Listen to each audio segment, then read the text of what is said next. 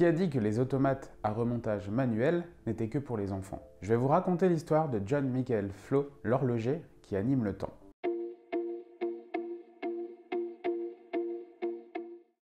Salut, c'est Maxime, j'espère que vous allez bien en ce début d'année 2022. Je vous souhaite d'ailleurs une excellente année, plein de belles choses pour vous et pour vos proches. Aujourd'hui, ce sera une vidéo un petit peu différente aussi de d'habitude puisqu'on parlera d'horlogerie, de mécanique, mais pas de montre. Mais restez, parce que je vais vous montrer vraiment des créations extraordinaires. À mon avis, vous êtes nombreux et nombreuses à ne jamais avoir vu de choses pareilles. Alors, suivez-moi. Il y a quelques temps, on va dire un an et demi à peu près, j'écoutais un podcast de la chaîne Tourbillon Watch.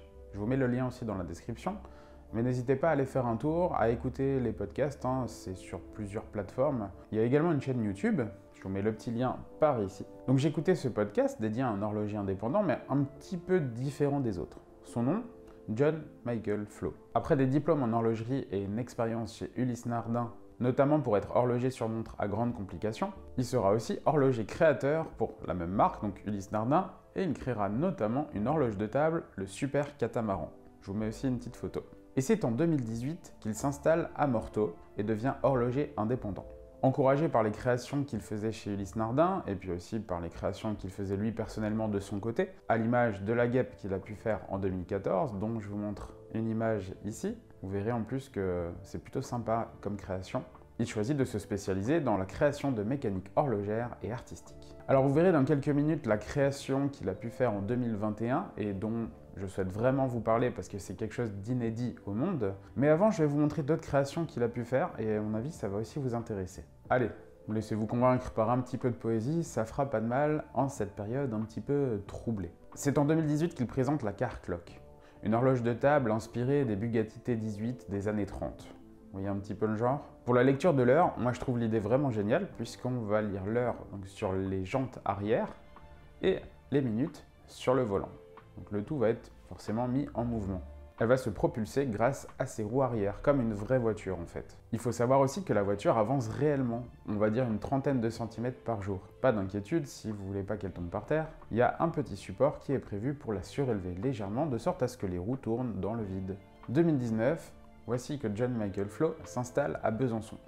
Par la même occasion, il présente une nouvelle voiture, mais cette fois-ci tout droit sortie des années 50, la Time Fury P18. Je ne vais pas non plus vous expliquer dans le détail de quoi il s'agit, puisque grosso modo, on va retrouver un petit peu les mêmes caractéristiques que la Car Clock que j'ai présentée juste avant. Mais je vous mets aussi un lien dans la description, comme ça vous pourrez aller voir un petit peu ce qu'il en retourne. Après la guêpe qu'il a créée en 2014, qui proposait donc là en fait, faut imaginer une vue éclatée d'une montre, d'un mécanisme d'une montre, on va retourner un petit peu dans le monde animalier pour la création qu'il a pu faire ensuite. Donc c'est en 2020 qu'il propose sa nouvelle horloge de table appelée le Guépard. Et vous allez voir pourquoi. Donc le Guépard est une horloge à l'esthétique grassée, tel un guépard. D'ailleurs, l'automate en fait, quand on l'actionnera, ou quand il s'actionnera au passage des heures, on aura déjà une belle chorégraphie de cet automate, d'un guépard en course, mais en plus, il va sonner les heures.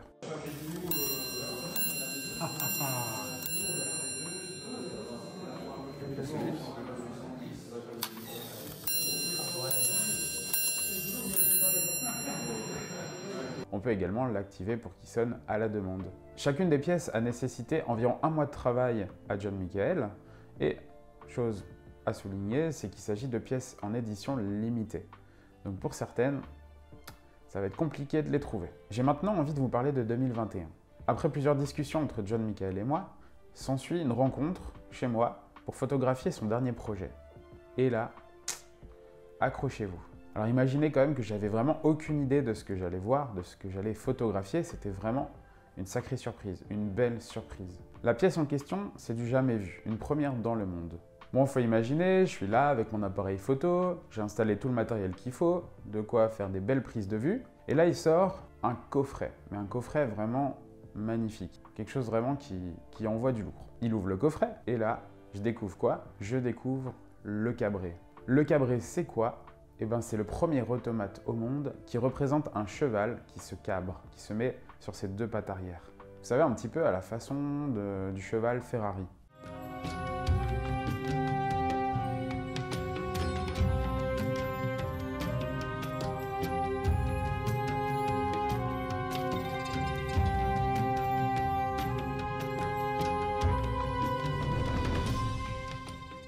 Il aura fallu près de 2 ans pour créer ce chef-d'œuvre horloger. Alors oui, je précise, je dis bien horloger parce qu'il s'agit avant tout aussi d'une horloge de table, donc avec un mécanisme un petit peu particulier.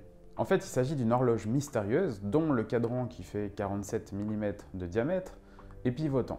Alors grosse particularité aussi au niveau du cadran de l'horloge, c'est que celui-ci ne possède pas de chiffres arabes ou bien même romains, mais ici on a ce qu'on appelle des chiffres indo-arabiques. Donc plutôt à destination, on va dire, des pays du Moyen-Orient. Quand il est fermé, on ne peut pas vraiment soupçonner qu'il s'agit d'une horloge. Mais si on le fait pivoter, alors ça déclenche tout le mécanisme, toute la magie de l'automate. Je vous laisse apprécier les images de ce cabré pour en admirer tous les détails.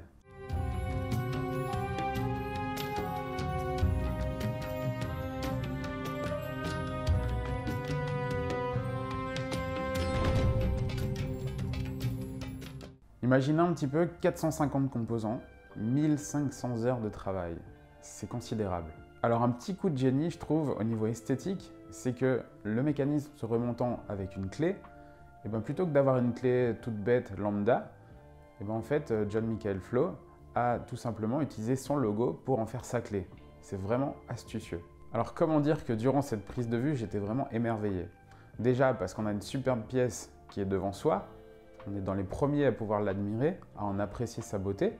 Mais en plus, ce qui est génial, c'est que j'avais l'horloger à côté de moi pour en discuter, pour parler un petit peu de son travail. Et puis, je crois que quand on met un pied dans l'horlogerie indépendante, c'est un autre monde qui s'ouvre à nous en fait. Et bien que les prix, forcément, soient quand même aussi plus conséquents, il y a quand même un côté plus accessible que l'horlogerie traditionnelle, on va dire, que l'horlogerie des grands groupes. Là, on a vraiment un côté humain qui rentre en ligne de compte et c'était vraiment une super après-midi en fait. Regardez comme tout est dans le détail, c'est dingue. Les pièces sont en laiton, elles sont polies, satinées, anglais à la main. D'ailleurs, petite anecdote, pour avoir vu les mains de John Michael lors de la prise de vue, je peux vous dire qu'effectivement c'est fait à la main et à mon avis, il y a laissé des plumes. Enfin, pas que des plumes du coup. Mais même les têtes de vis sont polies. J'avais jamais vu ça de mes propres yeux. C'était vraiment magnifique en fait. Et puis vous l'aurez remarqué, la tête du cheval, elle, non, elle n'est pas en laiton. C'est de l'argent. Tout ce qui est anatomie, musculature du cheval, c'est vraiment respecté. On ne peut que apprécier en fait la puissance de ce pur sang arabe lorsqu'il se met en mouvement.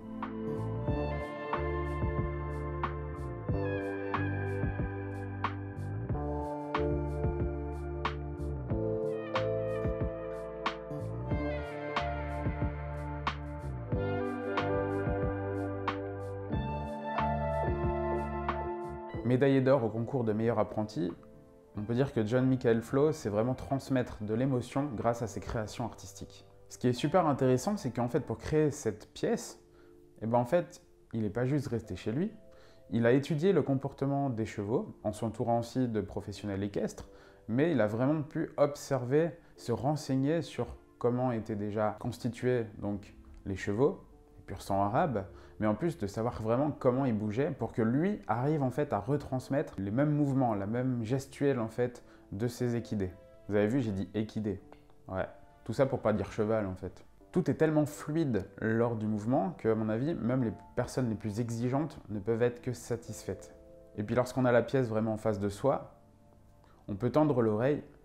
Le mouvement se fait dans un silence absolu. C'est-à-dire qu'il a fallu déjà créer un mécanisme qui soit capable d'activer l'ensemble du cheval, mais aussi, faut pas qu'il y ait d'à-coups.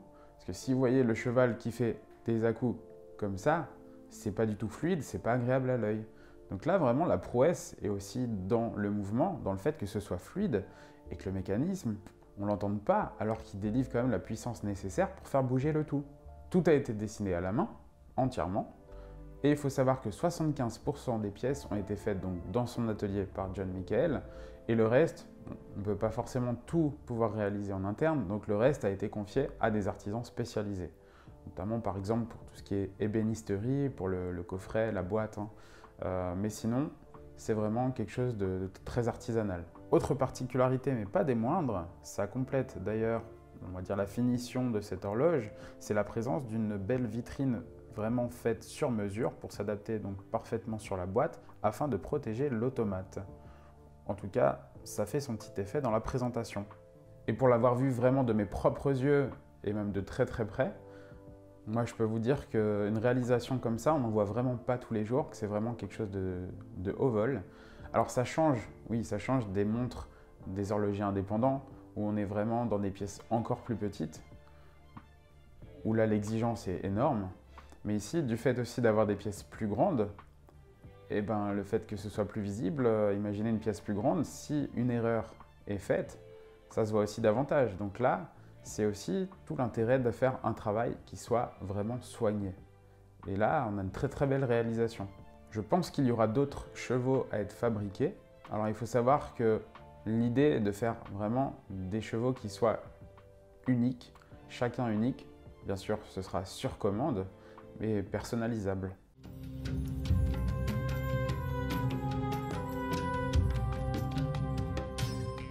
En tout cas, quelle chance pour moi d'avoir pu contribuer d'une petite façon à ce projet, on va dire. En tout cas, de pouvoir contribuer à le mettre en valeur grâce à la photographie. J'en suis vraiment très fier. C'est une petite fierté personnelle.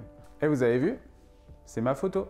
Ma photo dans un magazine qui était distribué aux 24 heures du temps. C'est un événement horloger donc, qui a lieu normalement tous les ans à Besançon, où vous pouvez donc voir différents créateurs, différents horlogers, mais aussi une bourse horlogère. Donc super fier d'avoir ma photo en couverture, et puis à l'intérieur aussi.